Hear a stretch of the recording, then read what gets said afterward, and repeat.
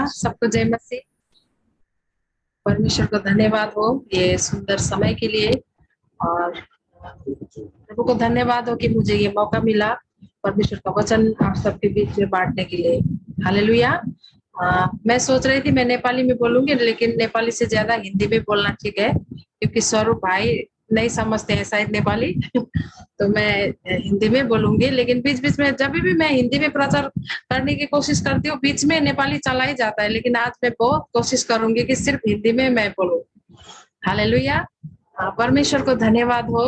आप सबको देखकर मैं बहुत ही आनंदित हूँ, और जिस प्रकार से ये 2-3 दिन यहाँ पर जैसा सिचुएशन है बोलने, मैंने मेरे जीवन में ये मैंने फर्स्ट टाइम अनुभव किया। लोग चर्च में थे, किस प्रकार से आरएसएस वालों ने आके वहां पर कैसे धमकी दे रहे थे। मतलब मैं पहले न्यूज में देखती थी, टीवी में देखती थी, लेकिन इस बार मैंने उनको फेस टू फेस देखा।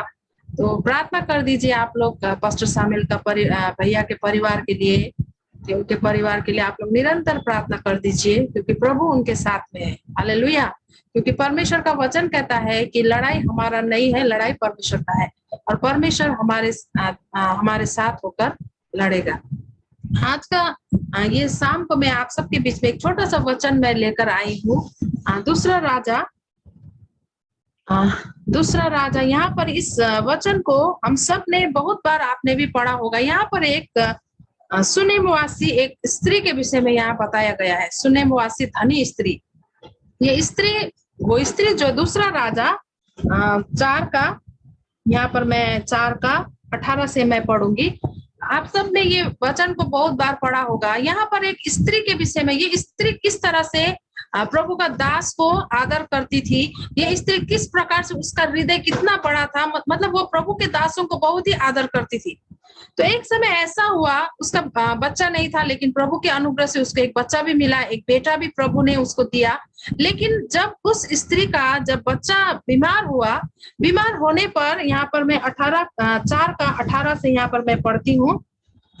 जब लड़का बड़ा हो गया, तब एक दिन वह अपने पिता के पास लवने वालों के निकट निकल गया, और उसने अपने पिता से कहा, मेरा सिर मेरा सिर।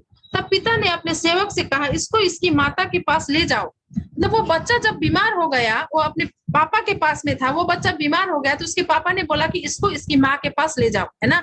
जब भी हम यहाँ पर माँ लोग हैं, हम लोग जब भी बच्चे बीमार होते हैं, पापा से ज्यादा बच्चे लोग माँ के साथ में रहना पसंद करते हैं, माँ को ही ज्यादा ढूंढते हैं जब बीमार होते हैं ना, और माँ ही उनको क्या करती है, संभालती है। ऐसा नहीं कि पापा नहीं संभालते हैं, लेकिन बच्चे लोग ज्यादा जब बीमार होते हैं अपना माँ को ही ढूंढते हैं। तो उसके यहाँ पर नीचे क्या कहता है, दोपहर तक इसको अपनी माता के पास ले जा।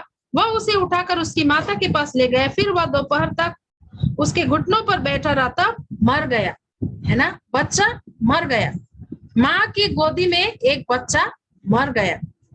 अब यहाँ पर क्या कहता है, उसने चढ़कर उसको परमेश्वर के भक्त की खाट पर लिटा दिया और निकलकर द्वार बंद कर तब उतर गई। देखिए उसके साथ एक बहुत बड़ा हादसा हुआ। अब उसको कितनी प्रार्थना के बाद में परमेश्वर ने उनको एक बच्चे से, एक बेटा से उनके परिवार में आशीष को दिया। तब वो बच्चा माँ के गोद में बच्चा जब मर गया, मरने के बाद में हम यहाँ पर इस स्त्री के इस यहाँ पर उसका एक यहाँ पर बातों को क्या देखते हैं, उसने क्या किया, मरने के बाद में खाट पर, परमेश्वर के भक्त की खाट पर लिटा दिया और निकल कर द्वार बंद किया, तब उतर गई। तब उसने अपने पति से पुकार कर कहा, मेरे पास एक सेवक और एक गधी तुरंत भेज दे कि मैं परमेश्वर के भक्त के पास झटपट हो आऊं, है ना। जब उसके जीवन में ये घटना घटी, वो घबराई नहीं। हालेलुया। वो घबराई नहीं, वो डरी नहीं, है ना। और उसने अपने पति से क्या बोला कि मुझे जाना है। वो किसके पास वहां पर ले जाना चाहती थी बच्चे को? एलिसा के पास, प्रार्थना कराने के लिए एलिसा के पास ले जाना चाहती थी। बच्चा उसके गोद में मर चुका है, लेकिन वो घबराई नहीं। उसके यहाँ पर हम उसकी निडरता को देखते हैं, एक, है ना, पॉजिटिव एक सोच को हम देखते हैं, पॉजिटिव वो एक मतलब पॉजिटिव वहां पर उस बातों को यहाँ पर हम क्या देखते हैं। उसने क्या कहा, तब उसने अपने पति से पुकार कर कहा, मेरे पास एक सेवक और एक गधी तुरंत भेज दे कि मैं परमेश्वर के भक्त के यहाँ झटपट हो आऊं।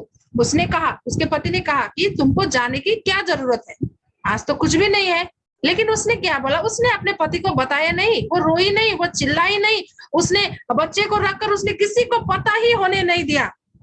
और यहाँ पर क्या कहा, उसने कहा आज तू उसके यहाँ क्यों जाएगी, आज ना तो नए चांद को का और ना विश्राम का दिन है। उसने कहा कल्याण होगा। आमीन, हालेलुया।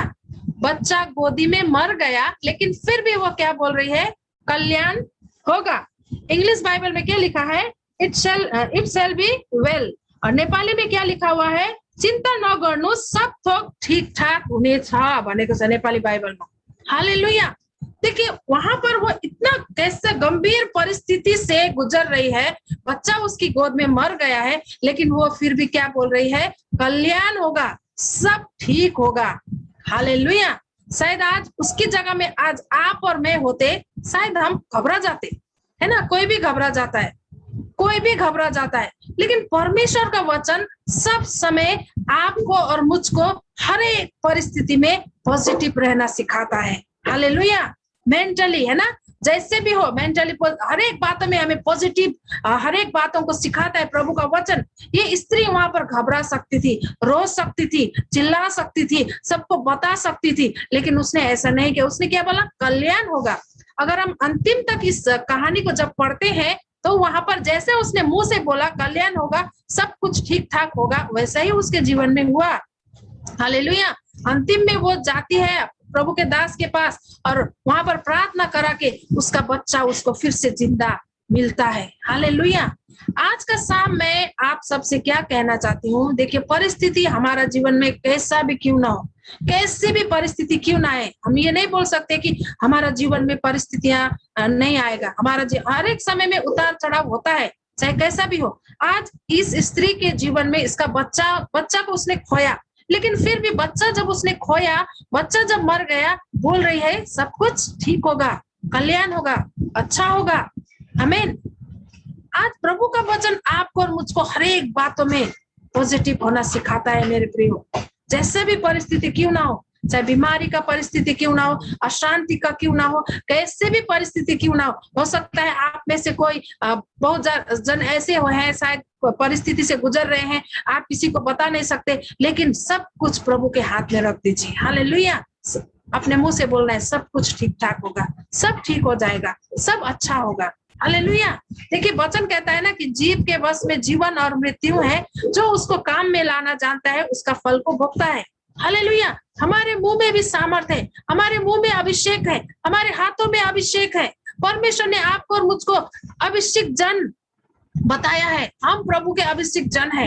तो इसीलिए हमारी हर एक परिस्थिति में, चाहे कैसी भी कठिन परिस्थिति में आप और मैं क्यों ना गुजरे, अगर उसको हम सोच कर बैठेंगे तो वो कम होने वाला नहीं है, है ना। लेकिन उसके जगह में अगर आप और मैं, सब ठीक होगा, मेरा परमेश्वर सब सही करेगा, मेरा प्रभु सब कुछ अच्छा करेगा, मेरे प्रभु में मैंने विश्वास किया है, सब कुछ ठीक होगा। ठीक इसी तरह जिस तरह से इस स्त्री ने बोला, बच्चा मर गया उसकी गोदी में। आज तो शायद ऐसा परिस्थिति आपके और मेरे जीवन में नहीं आया है ना, नहीं आया है, लेकिन फिर भी उसकी एक निडरता को, उसकी हिम्मत को हम देखते हैं। बच्चा गोदी में मर गया, लेकिन फिर भी वो बोल रही है कल्याण होगा, ठीक होगा। उसका हस्बैंड को पता ही नहीं है कि बच्चा मर गया है। वो ऐसे ही उस बच्चे को लेकर प्रभु के दास के पास गई, प्रार्थना कराई, इतना उसका विश्वास था, और अंतिम में उसने मृत्यु से भी अपना बच्चा को वापस पाया है, उसका विश्वास के द्वारा, उसका पॉजिटिव बातों के द्वारा, उसका पॉजिटिव सोच के द्वारा, और उसने बच्चे को फिर से वापस पाया। हालेलुया। ठीक इसी तरह चाहे परिस्थिति कैसे भी क्यों ना हो आपके और मेरे जीवन में, कैसे भी समस्या क्यों ना हो, प्रभु हमारे साथ में है और हमें बोलना है सब कुछ ठीक होगा, प्रभु सब ठीक करेगा, परमेश्वर सब कुछ अच्छा करेगा। हालेलुया। मैं प्रत्येक को इनकरेज करना चाहती हूँ, है ना, हमें हर एक समय चाहे कैसे भी सिचुएशन क्यों ना हो हमारे जीवन में, हमें हमेशा पॉजिटिव रहना है और हमें बोलना है कि मेरा प्रभु सब कुछ ठीक करेगा, सब सही होगा, सब अच्छा होगा, कल्याण होगा। हालेलुया। ये वचन में परमेश्वर आप सबको बहुत आशीष दे। जय मसीह।